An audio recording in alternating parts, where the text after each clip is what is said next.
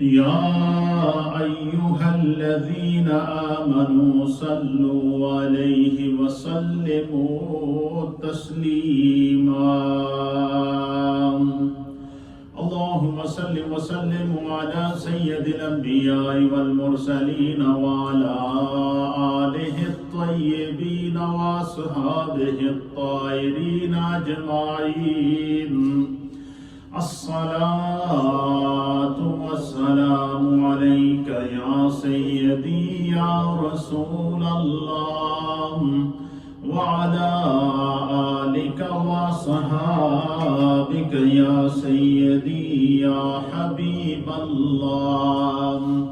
الصلاة والسلام عليك يا سيدي يا رسول الله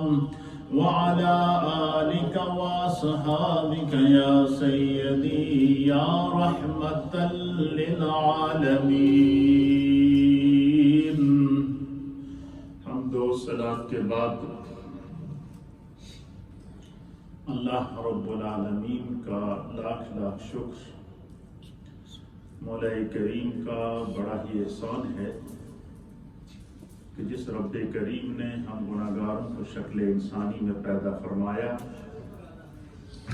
اور ہمیں طرح طرح کے انعامات، اکرامات اور عطاؤں سے نوازا، بالخصوص ہماری ہدایت اور رہنمائی کے لیے ایسے ہادی اور رہبر عطا فرمائے کہ اگر ان کے بتائے ہوئے احکامات پر ہم عمل کریں تو ہم دنیا میں بھی کامیاب ہیں اور آخرت میں بھی کامیاب ہیں. ہمارے بیانات کے سلسلوں میں محبوب سبحانی، قطب ربانی، شہباز لامکانی الشیخ عبد القادر الجیلانی المعروف حضور غوث الاعظم رضی اللہ تعالی عنہ کی تعلیمات، آپ کے افکار اور آپ کی جو انسانیت کے لیے رہنمائی ہے اس پر مشتمل ایک سیریل چل رہی ہے. یہاں سے ہم نے اپنی گفتگو کے سلسلے کو گزشتہ بیان میں چھوڑا تھا، وہیں سے لے کر اپنی بات کو آگے چلیں گے کہ حضرت سرکار غوث اعظم رضی اللہ تعالیٰ عنہ شیخ عبد القادر جیلانی رضی اللہ تعالیٰ عنہ آپ انسانیت کو نصیحت کر رہے ہیں. نبی پاک کی امت کی رہنمائی کرتے ہوئے ایک کثیر اجتماع سے خطاب کرتے ہوئے مخاطب ہوتے ہیں، کہتے ہیں کہ صاحبو، یعنی اے میری صحبت میں بیٹھنے والوں، یا اس سے مراد نبی پاک کی قیامت تک آنے والی امت ہے. فرمایا کہ اپنے آپ پر غور کرو. کیا فرمایا کہ ہر انسان اپنے آپ پر غور کرے، اور اپنے آپ پر جب تم غور کرو، حضرت شیخ عبد القادر جیلانی فرماتے ہیں کہ سب سے پہلے جب تم اپنے آپ پر غور کرو، فرماتے ہیں کہ ہر انسان سب سے پہلے اپنے عیبوں پر غور کرے، اپنی خود احتسابی کرے، اور ہر انسان یہ سوچے کہ میرے اندر وہ کون سی کمزوری ہے، میرے اندر وہ کون سے گناہ ہیں جن کا علم مجھے ہے اور جن کا علم میرے سوا اور میرے اللہ کے سوا کسی کو نہیں ہے، یا وہ کون سے گناہ ہیں کہ جن کا علم میرے سوا دوسرے لوگوں کو بھی ہے. حضرت شیخ عبد القادر جیلانی حضور غوث الاعظم فرماتے ہیں کہ انسان جب تم اپنے عیبوں پر غور کرے گا تو دوسروں کے عیب تلاش کرنا بھول جائے گا، اپنے آپ میں کھو جائے گا.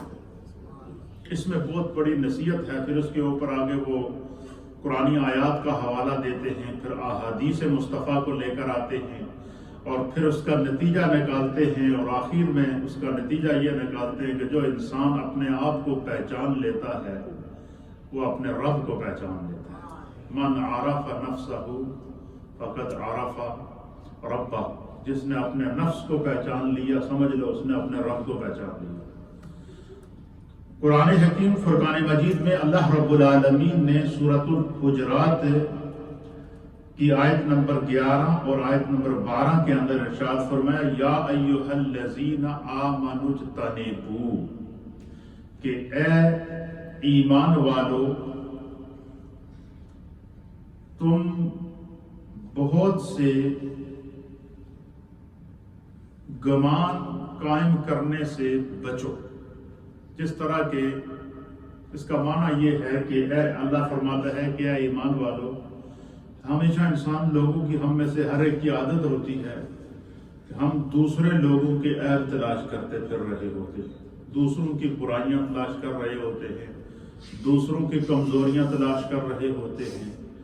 اور حالانکہ شاید اس کو پتہ ہی نہ ہو اور ہم اس کے عیب تلاش کر رہے ہیں۔ تو اللہ تعالیٰ فرماتا ہے کہ اے ایمان والو جو ہے وہ بہت سے لوگوں کے متعلق جو ہے وہ بہت سے گمان قائم کرنے سے بچو، کیونکہ ان بعض الظن اسم، تمہارے ان گمانوں میں سے، تمہاری اس سوچ میں سے، تمہاری اس دوسروں کے عیب تلاش کرنے میں سے بعض امور وہ ہیں کہ جو تم نیکی نہیں بلکہ گناہ کر رہے ہیں۔ مثلا ایک بندے کے پیٹھ کے پیچھے آپ گفتگو کر رہے ہیں، یا کوئی بھی شخص کسی کی پیٹھ کے پیچھے گفتگو کر رہا ہے تو اس کو پتہ ہی نہیں ہے، اور وہ عیب اس کے اندر پایا ہی نہ جا رہا ہو، اور یہ بھی سنی سنائی بات کو آگے پاس کر رہا ہو، تو فرمایا کہ یہ الٹا جو ہے وہ اس کی اصلاح نہیں ہے بلکہ گناہ ہے اور غیبت کے زمرے کے اندر آتا ہے۔ تو آپ فرماتے ہیں کہ بعض گمان جو ہیں وہ گناہ ہیں، اور تم ولا تجسسوا، تمہیں ان کے متعلق تجسس کرنے کی ضرورت نہیں ہے، فکر کرنے کی ضرورت نہیں ہے، ولا یغتب بعضکم بعضا، اور فرمایا کہ تم میں سے بعض کی غیبت نہ کریں، اس کی برائی بیان نہ کریں، اس کی غیبت نہ کریں۔ پھر اللہ تعالیٰ نے آگے قرآن حکیم فرقان مجید میں غیبت کے متعلق جو ہے وہ آیت نازل کی ہے کہ جو کسی اپنے مسلمان بھائی کی غیبت کرتا ہے گویا کہ وہ اپنے مردہ بھائی کا گوشت کھا رہا ہے۔ اس چیز سے پھر انہوں نے منع کیا، اور اس آیت کو بطور حوالہ پیش کرنے کے بعد حضرت غوث اعظم فرماتے ہیں کہ اللہ میرا رب بھی فرماتا ہے کہ دوجیاں دی فکر کرنے دے بجائے اپنی فکر کرو، دوجیاں دے عیب تلاش کرن دے بجائے اپنے عیب تلاش کرو، اور اپنے عیب کو تلاش کر کے جب بندہ اپنے رب سے سچی توبہ کرے گا، استغفار کرے گا، تو اسے اللہ کا قرب بھی ملے گا، اور خدا بندے قدوس اس کی حفاظت کرے گا، اور دوسروں کی نگاہ میں اللہ اس کی عزت کے اندر، وقار کے اندر اضافہ کرے گا۔ پھر آپ فرماتے ہیں کہ میرے پیارے آقا و مولا جناب سید العالمین محمد رسول اللہ صلی اللہ تعالیٰ علیہ وآلہ وسلم کی حدیث ہے، اور اس حدیث کو بطور دلیل سرکار غوث اعظم رضی اللہ تعالیٰ عنہ اپنے درس کے اندر لے کر آئے ہیں۔ آپ فرماتے ہیں کہ وعن ابی ہریرہ رضی اللہ تعالیٰ عنہ، حضرت سیدنا ابو ہریرہ رضی اللہ تعالیٰ عنہ بیان کرتے ہیں، عن النبی صلی اللہ تعالیٰ علیہ وآلہ وسلم، کہ اللہ کے پیارے حبیب لبیب قال، اللہ کے پیارے حبیب لبیب نبی رحمت جناب سید العالمین محمد رسول اللہ صلی اللہ تعالیٰ علیہ وآلہ وسلم نے ارشاد فرمایا، ایاکم والظن فإن الظن اکذب الحدیث، کہ فرمایا کہ نبی علیہ الصلوۃ والسلام نے فرمایا کہ تم اپنے آپ کو بدگمانی سے بچاؤ، اپنے آپ کو کیا کرو؟ بدگمانی سے بچاؤ۔ بدگمانی کا معنی کیا ہے کہ بندہ جو ہے وہ کہ فلانا بندہ ایسا ہے، فلانا بندہ ایسا ہے، فلانا بندہ ایسا ہے، اور اپنی فکر ہی نہیں اور دوسروں کی فکر کے اندر لگا ہوا ہے، اور وہ اس کے متعلق بدگمانی کر رہا ہے، اور وہ اس کے جو عیوب بیان کر رہا ہے کیا پتہ وہ اس کے اندر نہ پائے جا رہے ہوں۔ اللہ فرماتا ہے کہ ان بعد ظن اسم، کے بعد جو ہے وہ گمان جو ہیں وہ گناہ کے زمرے کے اندر آتے ہیں۔ تو اس حدیث کے اندر بھی نبی علیہ الصلوۃ والسلام نے فرمایا کہ اپنے آپ کو بدگمانی سے بچاؤ، کیونکہ بدگمانی بدترین جھوٹ ہے۔ فَإِنَّ الظَّنَّ أَكْذَبُ الْحَدِيثِ، فرمایا کہ بدگمانی کرنا، کسی کے متعلق برا خیال رکھنا، بری سوچ رکھنا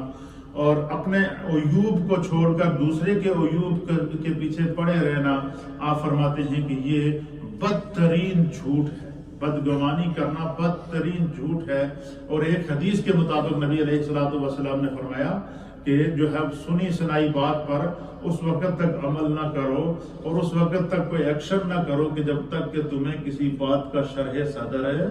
نہ ہو جائے۔ تو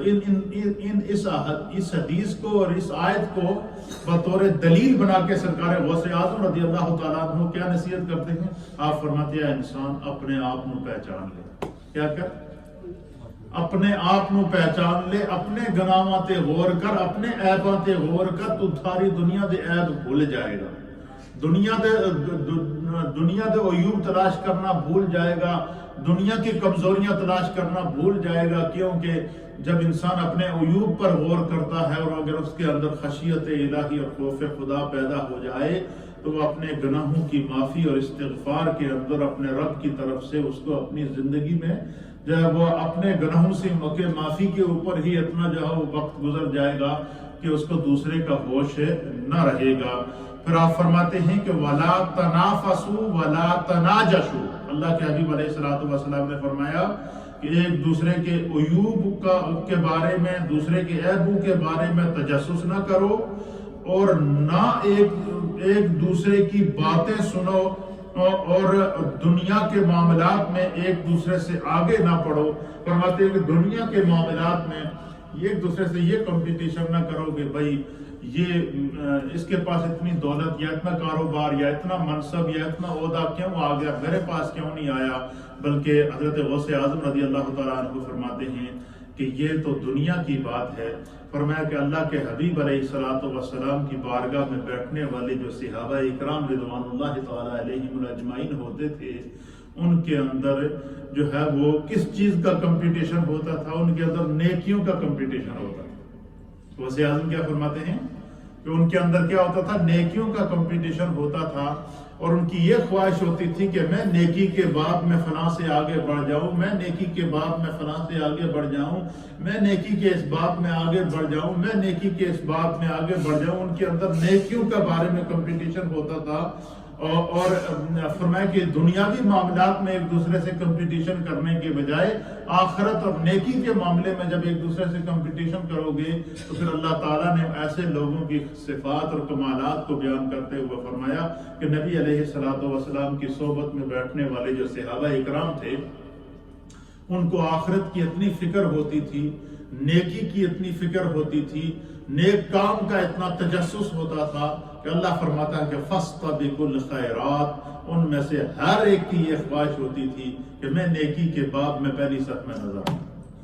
نیکی کے باب میں صف اول میں نظر آؤں، نیکی کے باب میں دوسرے سے آگے نکل کر نظر آؤں۔ جو تو فرمایا کہ نیکی کے مسئلے میں، خیر کے مسئلے میں، بھلائی کے مسئلے میں، دین کے مسئلے میں ایک دوسرے سے کمپٹیشن کرو۔ فرمایا کہ دنیا کے معاملے میں جب ایک دوسرے سے کمپٹیشن کرو گے تو تمہارے اندر حسد پیدا ہوگا، بغض پیدا ہوگا، اور پھر ایک دوسرے کے متعلق بدگمانی پیدا ہوگی۔ اور حضرت غوث اعظم فرماتے ہیں کہ اللہ تعالیٰ نے بدگمانی سے بچنے سے منع فرمایا ہے، بدگمانی سے بچنے کے لیے کہا ہے کہ بدگمانی سے بچو۔ پھر نبی پاک صلی اللہ تعالیٰ علیہ وآلہ وسلم نے فرمایا کہ ایاکم والظن فإن الظن اکذب الحدیث۔ حضور علیہ الصلوۃ والسلام نے فرمایا کہ بدگمانی سے اپنے آپ کو بچاؤ، دوسرے کے عیوب کو تلاش کرنے سے اپنے آپ کو بچاؤ۔ کیوں کہ فرمایا دوسروں دیا برائیاں تلاش کرنا، فرمایا یہ بھی گناہ ہے۔ کیا ہے؟ یہ بھی گناہ ہے۔ اور کیا پتا وہ اس برائی سے جو آپ کی نظر سے گزری ہو اس نے توبہ کر لی ہو، اور وہ اللہ کی بارگاہ میں وہ توبہ اس کی قبول بھی ہو گئی ہو، اور بندہ اس کے پیچھے پڑا رہے اور اس کے اشتہار لگاتا پھرے۔ تو آپ حضرت غوث اعظم فرماتے ہیں کہ اے انسان، جب تو اپنے آپ تے غور کرے گا، اپنے گناہاں تے غور کرے گا، اپنی کمزوریاں تے غور کرے گا، اپنے آپ کو اپنے رب دی بارگاہ میں پیش کرے گا، تو فرمایا کہ پھر کیا ہوگا؟ فرمایا کہ تو دوسروں کے عیوب تلاش کرنا بھول جائے گا اور پھر تو اپنے آپ میں اتنا کھو جائے گا، ایک مقام ایسا آئے گا کہ تو رب کا مقرب بن جائے گا، اللہ کا قرب بھی تمہیں نصیب ہوگا اور خداوند قدوس تمہیں نفع بخش انسان بنا دے گا۔ پھر آپ فرماتے ہیں کہ اللہ کے حبیب علیہ السلام نے فرمایا کہ لا تجسسوا ولا تحسوا، حضور اللہ نبینا علیہ السلام نے فرمایا کہ ایک دوسرے کے بارے میں کہ عیبوں کے بارے میں تجسس نہ کرو، ایک دوسرے کی باتیں جو ہے وہ نہ سنو، دنیاوی معاملات میں ایک دوسرے سے آگے نہ بڑھو، اور ایک دوسرے پر اپنی فوقیت اور برتری کو ظاہر نہ کرو کہ ایک انسان یہ کہے کہ فلانا آدمی بڑا کمتر ہے اور میں بہت بڑا اعلیٰ ہوں اور میرا نسب اعلیٰ ہے، میرا مقام اعلیٰ ہے، میں بڑا عالم ہوں، یا کسی بھی قسم کی جس شعبے کے اندر انسان کو کمال حاصل ہے وہ اس کو خود بیان کرنا شروع کر دے، اور میں اپنی بڑھائی کو خود بیان نہ کرو، بلکہ جتنا عجز اختیار کرو گے، جتنی عاجزی اختیار کرو گے، فرمایا کہ اللہ رب العالمین جو ہے وہ تمہاری اس کے اندر مدد فرمائے گا۔ پھر فرماتے ہیں کہ وَلَا تَدَابَرُوا وَلَا تَبَاغَضُوا وَكُونُوا عِبَادَ اللَّهِ إِخْوَانًا۔ آپ فرماتے ہیں کہ ایک دوسرے پر اپنی فوقیت اور برتری کو ظاہر نہ کرو، ایک دوسرے سے پیٹھ نہ پھیرو، یعنی ایک دوسرے سے اعراض نہ کرو، ایک دوسرے سے بغض نہ رکھو۔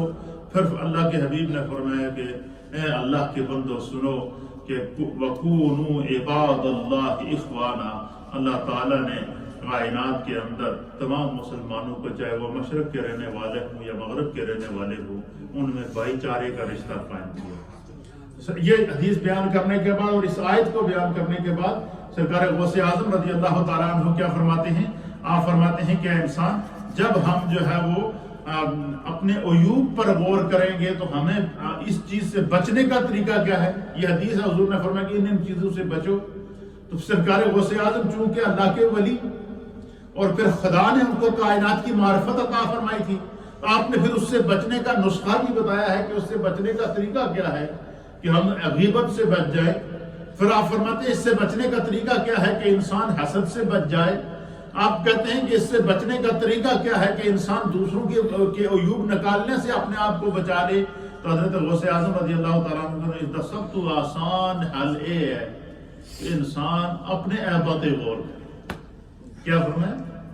انسان اپنے عیوب پر غور کرے، اپنے عیبات غور کرے اور توبہ کرتا جائے، اپنے گناہوں کو یاد کرے اور توبہ کرتا جائے، اپنی کمزوریوں کو یاد کرے اور توبہ کرتا جائے، ایک بات۔ دوسرا کہتے ہیں دوسرا حال اس کا کیا ہے؟ مثلا جو بندہ کسی دوسرے کے عیب تلاش کرنے میں اپنی زندگی سفر اپنا وقت صرف کر رہا ہے، تو فرمایا کہ اگر وہ اس بیماری سے بچنا چاہے تو اس کا طریقہ کار کیا ہے؟ سرکار غوث اعظم کہتے ہیں اس کا دوسرا طریقہ یہ ہے کہ بندہ یہ غور کرے کہ یہ جڑا عیب میں اس بندے کا تلاش کرتا ہوں کیا یہ میرے اندر بھی پایا جاتا ہے یا کہ نہیں؟ یا جس بندے کے اس عیب کو تلاش کرنے کی مجھے فکر ہے، جس بندے کی اس کمزوری کو تلاش کرنے کی مجھے فکر ہے، تو کیا میرے اندر بھی یہ عیب پایا جاتا ہے یا کہ نہیں؟ تو فرمایا کہ اگر بندہ غور کرے کہ میرے اندر بھی یہ عیب پایا جاتا ہے تو فرمایا اللہ سے استغفار کرے، توبہ کرے، اس کے عیب کو چھوڑ دے، اپنے عیب کی معافی کی فکر کرے۔ فرمایا جب یہ احساس انسان کے اندر پیدا ہو جائے گا تو خداوند قدوس حضرت غوث اعظم فرماتے ہیں اسے تقوی کا نور عطا فرمائے گا۔ اللہ تعالیٰ اس کے اعمال کی خدا حفاظت کرے گا، خداوند قدوس اس کی نمازوں کی حفاظت کرے گا، اس کی عبادات کی حفاظت کرے گا، اس کے معاملات کی حفاظت کرے گا۔ اور پھر آپ فرماتے ہیں کہ ایک دوسرے سے محبت کرنے کا نسخہ کیا ہے؟ حضرت سرکار غوث اعظم رضی اللہ تعالیٰ عنہ اس کو بیان کرنے کے بعد آپ فرماتے ہیں کہ اللہ کے پیارے حبیب لبیب نبی رحمت صلی اللہ تعالیٰ علیہ وآلہ وسلم نے ایک دفعہ حضور علی نبینا علیہ السلام آپ نے خانہ کعبہ کا طواف فرمایا، اور طواف فرمانے کے بعد سرکار دو عالم صلی اللہ تعالیٰ علیہ وسلم جب کعبہ شریف میں پہنچے، اللہ کے حبیب علیہ السلام حضرت ابن عباس رضی اللہ تعالیٰ عنہ بیان کرتے ہیں کہ نبی علیہ السلام نے کعبہ شریف کی طرف دیکھا، بڑے غور سے آپ نے خانہ کعبہ کو دیکھا، اور دیکھنے کے بعد بیان کرتے ہیں کہ لما نظر رسول اللہ صلی اللہ تعالیٰ علیہ وآلہ وسلم الی الکعبہ، کہ ایک دفعہ جب حضور علیہ نبینا علیہ الصلوۃ والسلام نے آپ نے خانہ کعبہ کو نظر بھر کے دیکھا، خانہ کعبہ کا دیدار کیا، دیدار کرنے کے بعد آپ نے فرمایا، قالا، نبی علیہ السلام نے فرمایا، مرحبا بک، فرمایا کہ اے کعبہ تجھے مرحبا ہو، من بیت ما عظمت ما عظم کے وعظم حرمت کی۔ فرماتے ہیں کہ نبی علیہ السلام نے خانہ کعبہ کو دیکھ کر فرمایا تجھے مرحبا ہو، کوئی گھر بھی تیرے سے زیادہ قابل عزت اور تیرے سے زیادہ کسی بھی گھر کی عظمت نہیں ہے۔ حضور نے خانہ کعبہ کو مخاطب کر کے کیا فرمایا کہ اے کعبہ تجھے مبارک ہو کہ تیرے سے زیادہ عظمت کسی گھر کو نہیں ملی، تیرے سے زیادہ حرمت کسی گھر کو نہیں ملی۔ پھر اللہ کے حبیب علیہ السلام نے فرمایا کہ ہاں اے کعبہ میں تمہیں بتاتا ہوں کہ فرمایا کہ وَلِلْمُؤْمِنِ أَعْظَمُ حُرْمَةً عِنْدَ اللَّهِ مِنْكَ۔ حضور نے فرمایا کہ جو بندہ مومن ہے جس کو خدا نے ایمان کا نور عطا فرمایا ہے، اس بندہ مومن کی حرمت، اس کی عزت، اس کی تعظیم جو خدا نے اس کو مقام عطا فرمایا ہے، حضور نے فرمایا اے کعبہ اللہ نے تیری حرمت سے بھی زیادہ اللہ نے بندہ مومن کو عزت عطا فرمائی ہے۔ اللہ نے بندہ مومن کو تجھ سے بھی زیادہ عزت اور حرمت عطا فرمائی ہے۔ فرمایا کہ ان اللہ حرم منک واحدۃ وحرم من المؤمنین ثلاثا دمہ ومالہ وان یظن بہ ظن السوء۔ حضور نبینا علیہ السلام نے فرمایا کہ اے کعبہ اللہ تعالیٰ نے تجھے ایک مرتبہ حرمت کا اعزاز تیرے نام کیا ہے، تیری عظمت کو بھی بیان کر دیا، تیری حرمت کو بھی بیان کر دیا، تیرے مقام اور مرتبے کو بھی بیان کر دیا، لیکن فرمایا کہ یاد رکھو اللہ تعالیٰ نے بندہ مومن کی عزت اللہ کے نزدیک تجھ سے بھی زیادہ ہے۔ بے شک اللہ تعالیٰ نے تیرے بارے میں ایک چیز کو حرام کیا ہے، مومن کے بارے میں 3 چیزوں کو حرام کیا ہے۔ وہ 3 چیزیں کیا ہیں؟ اس کے خون کو اللہ نے حرام کیا ہے، اس کے مال کو اللہ نے جو ہے وہ ناجائز لوٹنے سے جو ہے وہ حرام کیا ہے، اس کے متعلق برا گمان کرنے سے اللہ تعالیٰ نے منع فرمایا ہے۔ فرمایا کہ جو شخص کسی مومن کے متعلق برا گمان کرے خدا نے اس سے منع کیا ہے۔ جو بندہ کسی مومن کی جو ہے وہ کسی شخص کی بے گناہ جان لے خدا نے اس کو حرام کیا ہے۔ تو حضور علیہ السلام نے خانہ کعبہ کو مخاطب کر کے فرمایا کہ کعبہ تیری حرمت کو بھی رب نے بیان فرمایا ہے، لیکن یاد رکھنا بندہ مومن کی عزت اور حرمت تجھ سے زیادہ ہے۔ اللہ نے اس کی عزت اس کے خون کو بھی جو ہے وہ ناجائز اس کے خون کو بھی حرام کیا ہے، اس کے مال کو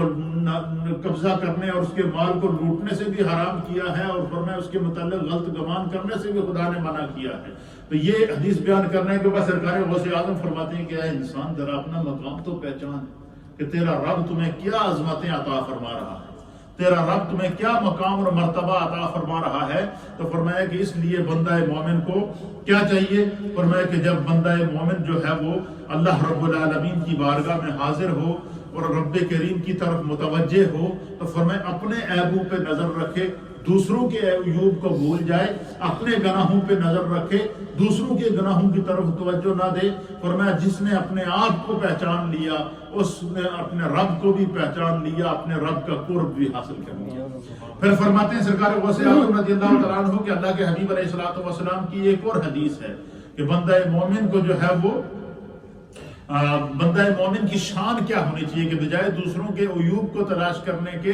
دوسروں کی برائیوں میں اپنا وقت صرف کرنے کے، فرمایا کہ جب اسے اپنے آپ سے فرصت مل جائے تو پھر وہ 3 کام کر لیا کرے۔ فرمایا کہ جب بندہ مومن یہ 3 کام کرے گا تو اس پر خدا کی رحمت کی برسات ہوگی۔ اور وہ 3 کام کیا ہوں گے؟ حضرت ابو ہریرہ بیان فرماتے ہیں کہ نبی علیہ السلام نے فرمایا اذا دخل احدکم علی اخی المسلم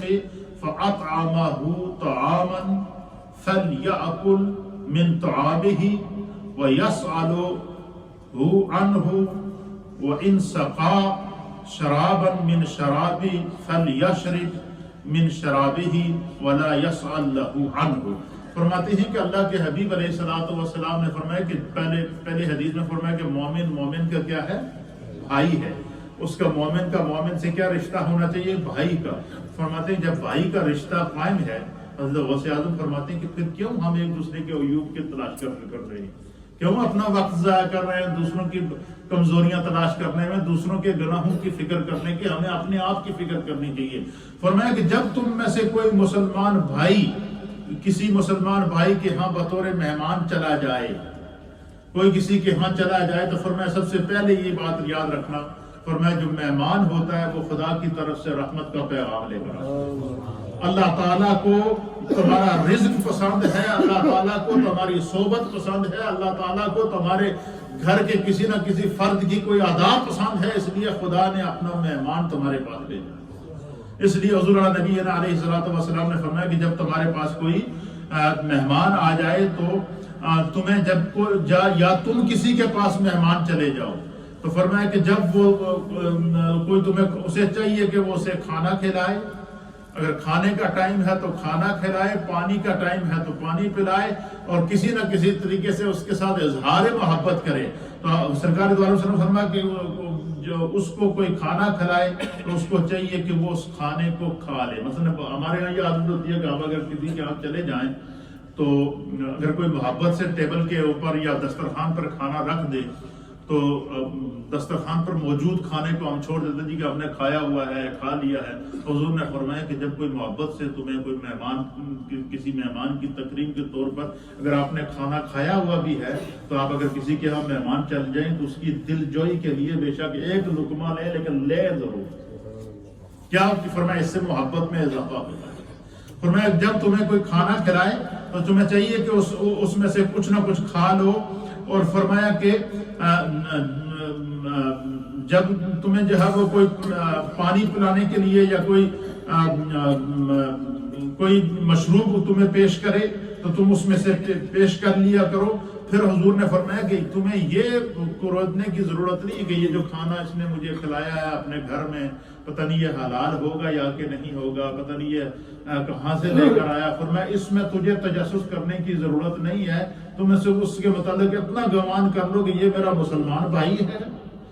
یہ میرے ساتھ نماز بھی پڑھتا ہے، میرے ساتھ روزہ رکھتے ہوئے میں نے اس کو دیکھا ہے، اور اس کے ایمان کی بھی گواہی موجود ہے. تو فرمایا کہ جس طرح میں اپنے آپ کے لیے ہوں ممکن ہے کہ یہ مجھ سے بہتر ہو. تو حضور نے فرمایا کہ دوسروں کی فکر کرنے کے بجائے، دوسروں کے عیوب تلاش کرنے کے بجائے انسان جب اپنے آپ پر غور کرے گا تو اسے دوسروں کی برائی نظر نہیں آئے گی، دوسرے کا عیب نظر نہیں آئے گا. اور سرکار غوث اعظم فرماتے ہیں کہ یہی بات ہے کہ انسان جب تو اپنے آپ کو پہچان لے گا تو سمجھ لو کہ تم نے اپنے رب کو پہچان لیا. پھر اسی طریقے سے فرماتے ہیں کہ اللہ رب العالمین کے پیارے حبیب لبیب نبی رحمت صلی اللہ تعالیٰ علیہ وآلہ وسلم نے فرمایا کہ حضرت جابر رضی اللہ تعالیٰ عنہ بیان فرماتے ہیں کہ سمیت النبی صلی اللہ تعالیٰ علیہ وسلم قبل وفاتہ بثلاث یقول لا یموتن احدکم الا ہوا یحسن باللہ الظن. حضور نبی علیہ السلام نے آپ کی وفات سے 3 دن پہلے حضرت جابر فرماتے ہیں کہ میں نے سرکار دو عالم صلی اللہ علیہ وسلم کی ایک نصیحت سنی جو حضور نے اپنی امت کے لیے کی. اور وہ نصیحت کیا تھی کہ اللہ کے حبیب علیہ السلام نے فرمایا کہ تم میں سے کسی کو ہرگز موت نہ آئے مگر اس حال میں کہ وہ اللہ تعالیٰ سے اچھا گمان رکھے. فرمایا کہ بندہ جو بھی خدا اپنے جس طرح فرمایا کہ بندہ اپنے آپ پر غور کرتا ہے دوسرے کے عیوب کو بھول جاتا ہے، اسی طریقے سے فرمایا کہ دنیا میں جو بندہ رہے اللہ کے حبیب نے فرمایا کہ اپنے رب کے متعلق اچھا گمان رکھنا. فرمایا جو انسان اپنے رب کے متعلق جس طرح کی سوچ رکھے گا، جس طرح کا گمان رکھے گا، جس طرح کی فکر رکھے گا، وہ اپنے رب کو جو ہے وہ اللہ تعالیٰ اس کے گمان کے مطابق اس کو صلہ عطا فرمائے گا، اجر عطا فرمائے گا. تو فرمایا بندہ اپنے عیوب پر نظر رکھے، اپنی کمزوریوں پر نظر رکھے، توبہ کرتا رہے، اللہ سے یہ گمان کرے کہ وہ ارحم الراحمین ہے، وہ غفور الرحیم ہے، وہ میرے عیوب کو جو ہے وہ جو پردہ کیے ہوئے ہے وہ میری بخشش فرمائے گا. پھر نبی علیہ السلام نے فرمایا کہ ایک بات یاد رکھنا، اور وہ بات کیا ہے؟ حضور نے فرمایا کہ اللہ اتنا رحیم ہے، اتنا کریم ہے، اتنا ستار ہے اتنا غفار ہے۔ فرمایا کہ خدا اگر دنیا میں کسی کے عیب پر پردہ ڈالتا ہے، کیا کرتا ہے؟ اور ہم میں سے ہر ایک کو پتا ہے کہ ہمارے عیوب پہ اللہ نے کتنا پردہ ڈالا ہوا ہے۔ حضور نے فرمایا کہ اگر خدا کسی کے عیب کے اوپر، کسی کے گناہ کے اوپر پردہ ڈال دیتا ہے، فرمایا اس انسان کو خدا کا شکر ادا کرنا چاہیے اور دل ہی دل کے اندر چلتے پھرتے اٹھتے بیٹھتے اس گناہ سے توبہ کرنی چاہیے۔ کیا کرنی چاہیے؟ توبہ کرنی چاہیے۔ اور کیوں؟ حضور نے فرمایا کہ جس کے گناہ پر اللہ نے دنیا میں پردہ ڈال دیا، فرمایا وہ اتنا رحیم ہے، اتنا کریم ہے، جو دنیا میں پردہ ڈال رہا ہے تو وہ اس گناہ پر آخرت میں بھی پردہ ڈالے گا۔ لیکن شرط کیا ہے کہ بندہ اس احساس کو محسوس کرے اور سچے دل سے توبہ کرے۔ اور سرکار غوث اعظم رضی اللہ تعالیٰ عنہ فرماتے ہیں، آپ فرماتے ہیں کہ اللہ تعالیٰ انسان کو یہ سعادت کب نصیب فرماتا ہے، اللہ تعالیٰ انسان کو یہ عظمت کب عطا فرماتا ہے؟ فرمایا کہ انسان کے گناہوں کے اوپر خدا پردہ ڈال دیتا ہے، انسان کے عیوب کے اوپر اللہ پردہ ڈال دیتا ہے، انسان جب توبہ کرتا ہے تو اللہ اس کی توبہ کو قبول کر دیتا ہے۔ حضرت غوث اعظم رضی اللہ تعالیٰ عنہ فرماتے ہیں کہ یہ سعادت انسان کو اس وقت ملتی ہے کہ جب انسان دوسرے دے عیب تلاش کرنے دے بجائے اپنے عیب تلاش کرے، دوسروں کے گناہوں کے پیچھے پڑنے کے اپنے گناہوں کے پیچھے پڑ جائے، اپنے آپ کو پہچان لے اور اپنے گناہوں کی استغفار کرتا پھرے۔ فرمایا کہ جب بندہ اپنے آپ کو پہچان لے گا تو فرمایا اللہ تعالیٰ اس کے عیوب کے اوپر پردہ ڈالے گا۔ اور فرمایا کہ جس کے عیوب پر دنیا میں خدا پردہ ڈالتا ہے، اللہ اس کے قیامت کے دن بھی اس کو رسوا نہیں فرمائے گا۔ لیکن سچ یہ ہے کہ انسان جب اس کے اندر احساس پیدا ہو جائے۔ پھر سرکار غوث اعظم رضی اللہ تعالیٰ عنہ فرماتے ہیں کہ انسان اپنے رب کے متعلق بہترین گمان رکھے، کیونکہ وہ 70 ماؤں سے زیادہ اپنے بندے کی مامتا سے زیادہ اپنے بندے سے پیار کرتا ہے۔ فرمایا کہ اگر کسی کے گناہ سمندر کی جھاگ کے برابر ہوں یا بارش کے قطروں کے برابر ہوں یا ریت کے ذروں کے برابر ہوں، فرمایا وہ اگر اپنے آپ پر غور کرے گا، اپنے گناہ کا اعتراف کر کے اپنے رب سے سچی توبہ کرے گا، فرمایا اللہ رب العالمین اس کے گناہوں کو معاف کر دے گا۔ یہ ساری احادیث پیش کرنے کے بعد آخر میں نتیجہ سرکار غوث اعظم کیا نکالتے ہیں؟ فرماتے ہیں کہ انسان دوجیاں دے عیب تلاش کرن دے بجائے اپنے عیب تلاش کر، دوجیاں دے برائیاں تلاش کرن دے بجائے اپنیاں برائیاں تلاش کر، دوجیاں دے کمزوریاں تلاش کرن دے بجائے اپنیاں کمزوریاں تلاش کر، اور دوسروں کے پیچھے پڑنے کے بجائے اپنے گناہوں کے پیچھے پڑ۔ فرمایا جب تمہارے اندر یہ احساس پیدا ہو جائے گا تو اس کو خود احتسابی کہتے ہیں۔ فرمایا جو بندہ اپنا احتساب خود کرتا ہے، فرمایا خدا بندے قدوس اس کو دنیا میں بھی اس کے گناہوں پر پردہ ڈال دیتا ہے۔ اور ایک حدیث کے مطابق حضور علیہ نبی علیہ الصلوۃ والسلام نے فرمایا کہ یہ جب شب قدر ہوتی ہے یا شب بارات ہوتی ہے، تو یہ جو شب قدر اور شب بارات ہے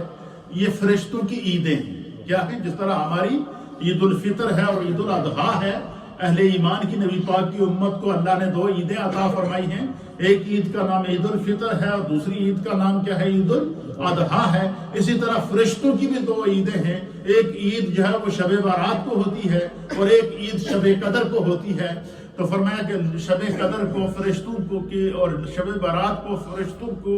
اللہ کی طرف سے فرشتوں کو یہ اجازت ہوتی ہے کہ 7 آسمانہ دی تم سیر کرو، زمینوں کی سیر کرو، جہاں جانا چاہتے ہو جاؤ، میری قدرت کے نظارے دیکھو، آج تمہاری عید ہے۔ تو حضور علیہ نبی علیہ الصلوۃ والسلام نے فرمایا کہ فرشتے سیر کرتے ہیں 7 آسمانوں کی، 7 آسمانوں کی سیر کرتے کرتے کرتے فرشتے لوح محفوظ پر پہنچ جاتے ہیں۔ کہاں پہنچتے ہیں؟ لوح محفوظ وہ مقام ہے کہ جہاں پر ہم میں سے ہر ایک انسان کا بورڈ لگا ہے، تختی لگی ہے، ہماری جو نیکیاں ہیں وہ بھی اس پر لکھی جاتی ہیں، ہمارے جو گناہ ہیں وہ بھی اس کے اوپر لکھے جاتے ہیں۔ ہر ایک انسان کے سامنے جب قیامت کے دن نامہ اعمال کھلے گا تو وہ نامہ اعمال کا ہوگا، اسے کہا جائے گا کہ وہ لوح محفوظ سے کہتے ہیں نا فلاں کی فائل نکلواؤ جی، جیسے ہم چلو اور کچھ نہیں، یہ دیکھیں نا ہماری زمینوں کے جو کاغذات ہوتے ہیں یا گھروں کے جو کاغذات ہوتے ہیں، آپ جب پٹواری کے پاس جائیں یا کسی محکمہ مال کے اندر جائیں، جا کر کیا کہتے ہیں کہ میرے زمین کے کاغذات نکالو، تو وہ آپ کے نام کی فائل نکال کر آپ کے سامنے رکھے گا، ہر ایک کی فائل موجود ہے۔ اسی طریقے سے ہر ایک انسان کے ساتھ 2 فرشتے ہیں، خدا نے ان کی فائل بنائی ہے اور وہ لوح محفوظ پر لکھی جا رہی ہے۔ اور میں فرشتے جب لوح محفوظ پر پہنچتے ہیں تو وہ دیکھتے ہیں کہ ایک انسان ہے، اس کے دو پارٹس ہیں، ایک تختی پر نور ہی نور چمک رہا ہے، اس کی جو نیکیاں ہیں، نمازیں ہیں، روزے ہیں، زکوٰۃ ہیں، توبہ ہے، احکام پر پابندی ہے، اور وہ اس میں سے نور نکل رہا ہے، اور اسی کے ساتھ ایک ورق ہے جس کے اوپر پردہ پڑا ہوا ہے۔ کیا پڑا ہوا ہے؟ اور وہ پردہ جو ہے وہ انسان کے گناہ ہے۔ اچھا، فرمایا کہ یہ وہ پردہ ہے کہ جو انسان دنیا میں گناہ کرتا ہے اور خدا نے اس کے گناہوں کا پردہ رکھا۔ اور حضور نے فرمایا کہ ایک بات یاد رکھو، انسان کے گناہ کا پردہ اس وقت تک چاک نہیں ہوتا جب تک کہ انسان خود اپنے پردے کو چاک نہ کرے۔ اور سرکار نے فرمایا کہ میری امت میں سب سے زیادہ بدبخت شخص وہ ہے کہ جس نے کوئی خفیہ گناہ کیا، یا جس سے کوئی گناہ سرزد ہو گیا، اور اس نے اس گناہ کو کیا کیا، اللہ نے اس کے گناہ پر پردہ ڈال دیا۔ اس نے صبح اٹھ کے اپنے دوستوں یاروں کو بلایا کہ آج رات میں جناب ایک گناہ کی تھا۔ فرمایا سب سے بدبخت شخص وہ ہے کہ جس کے گناہ پر خدا نے پردہ ڈالا، لیکن اس نے اپنے گناہ کا پردہ خود چاک کر دیا۔ حضور نے فرمایا کہ جو بندہ اپنے گناہ کا پردہ خود چاک کر دیتا ہے، اپنے گناہ سے پردہ خود ہٹاتا ہے، جس گناہ پر خدا نے پردہ ڈالا ہوا تھا اس نے خود اس پردے کو ہٹا دیا، تو سرکار فرماتے ہیں کہ اس شخص پھر اللہ اس کو دنیا کے سامنے رسوا کرتا ہے، وہ آخرت میں بھی رسوا ہوگا۔ یہ سارے معاملات بیان کرنے کے بعد غوث اعظم رضی اللہ تعالیٰ عنہ نے نتیجہ نکالا ہے کہ انسان اپنے عیبوں سے پردہ پائے رکھے، اپنے عیبوں کو تلاش کر دوسرے کے عیوب کو بھول جائے گا، اپنی کمزوریوں کو تلاش کر دوسروں کی کمزوریوں کو بھول جائے گا۔